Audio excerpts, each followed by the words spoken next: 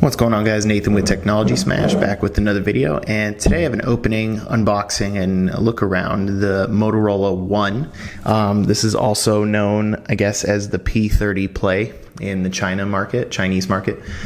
This phone is an Android One device, so this is the international version. I got a white edition so that we could kind of take a look at it. This is a pretty affordable phone, so I got this on Amazon for $215, so $215. I think the black one was actually a little bit cheaper. So real quick on this guy, 5.9 inch screen, 720 by 1520, 13 megapixel camera, 4 gigs of RAM. It's running a Snapdragon 625, 3000 milliamp hour battery, and it should run on I believe AT&T, T-Mobile, Metro PCS, Cricket, and H2O out here in the US. It says it's the international version. I did see some complaints about it not working on T-Mobile, even though it should.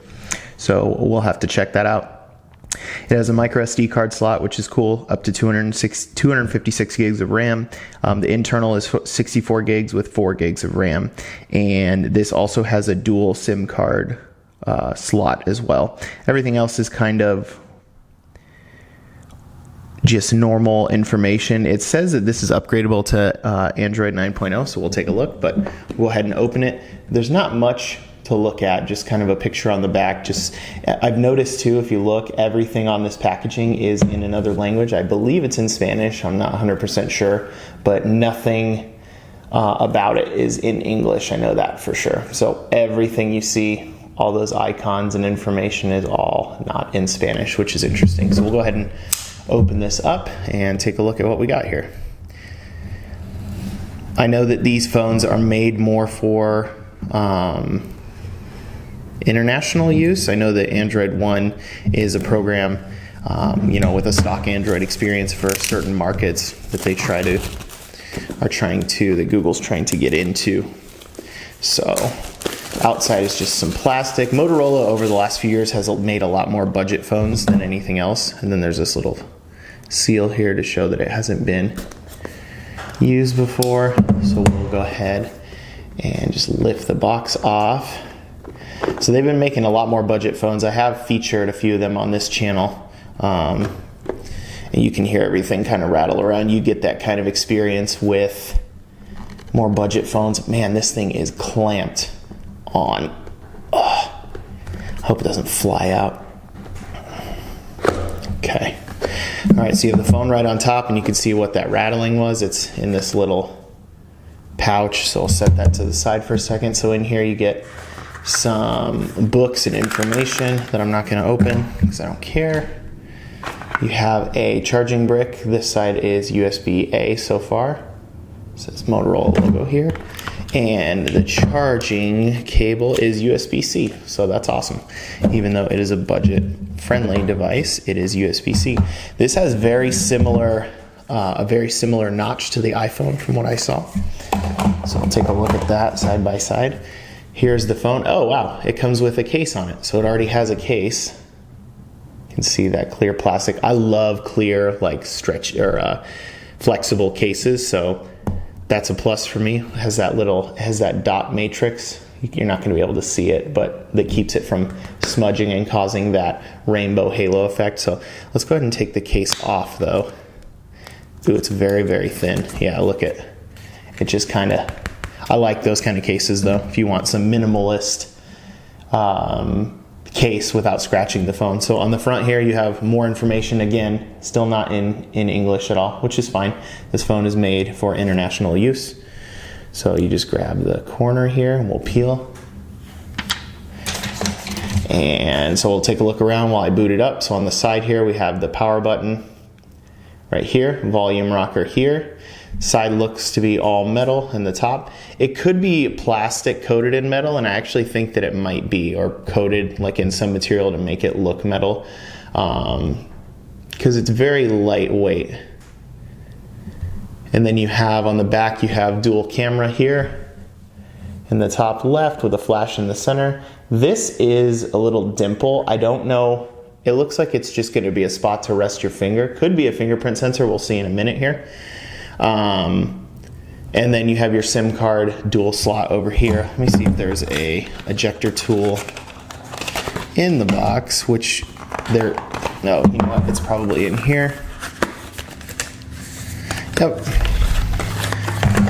Want to see what that tray actually looks like, because a lot of people use dual SIM cards.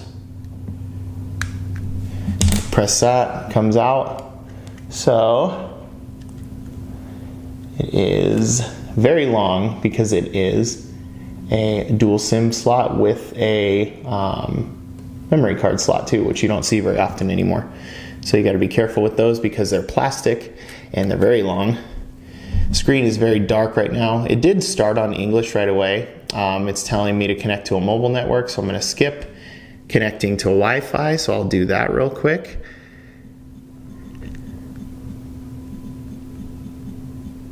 Phone feels nice in the hand so far. It's nice and lightweight. And the notch is literally identical to my iPhone. The screen looks to be pretty flat with small rounding on the corners. So now it's checking for updates. Copy your apps and data. We're going to say don't.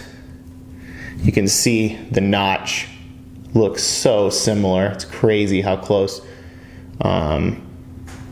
that it looks to my iPhone. So I'm going to skip all this stuff, skip the account. I just want to get to the main screen.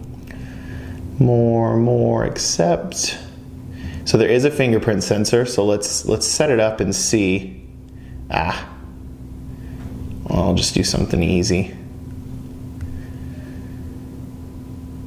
Yep, so that is a fingerprint scanner on the back, that dimple.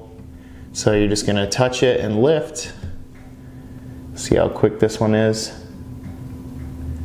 Pretty quick to register. Add another. I'm just gonna do my normal. Trying to touch this as fast as possible just to see how quickly it does, and that looks pretty good. So we'll hit done here. Review additional apps. I'm not exactly sure. I haven't seen that screen before. Adding finishing touches. May take a few minutes, hopefully not. So you can see the bezels come pretty far down, especially for a budget phone. There's just a very small chin at the bottom that has the Motorola logo. I don't know why Motorola seems to continue to put stuff like their logo in the bottom.